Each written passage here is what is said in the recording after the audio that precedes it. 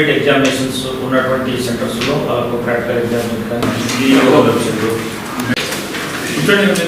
Intermediate మరియు 10th class SSC supplementary examinations గురించి మరి ఏర్పాట్ల గురించి పైన ఇవి కూడా ఆల్మోస్ట్ మనకు ఒకే డేట్ నుంచి స్టార్ట్ అవుతుంది కాబట్టి డిఫరెంట్ టైమింగ్స్లో కాబట్టి కలెక్టర్ గారి అనుమతి మేరకు ఇక్కడ కోఆర్డినేషన్ మీటింగ్ ఏర్పాటు చేసుకున్నాం.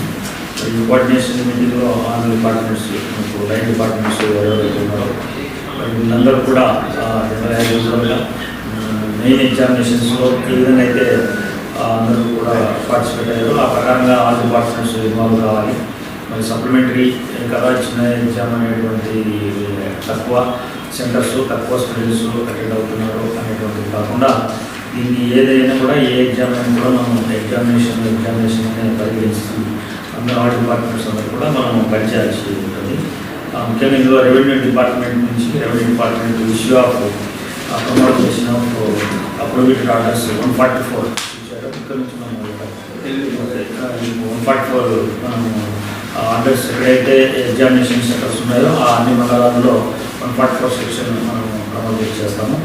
ఆ తర్వాత అదేవిధంగా అక్కడ ఉన్నటువంటి జిరాక్స్ సెంటర్స్ ఏవైనా అలాంటి అవన్నీ కూడా క్లోజ్ చేయించడం ఒకటి. ఐడెంటి ఇష్యూస్ రెవెన్యూ డిపార్ట్మెంట్ నుంచి బందోబస్తు ఎక్కడ all examination centres and maintain law and order for smooth conduct of examination purposes.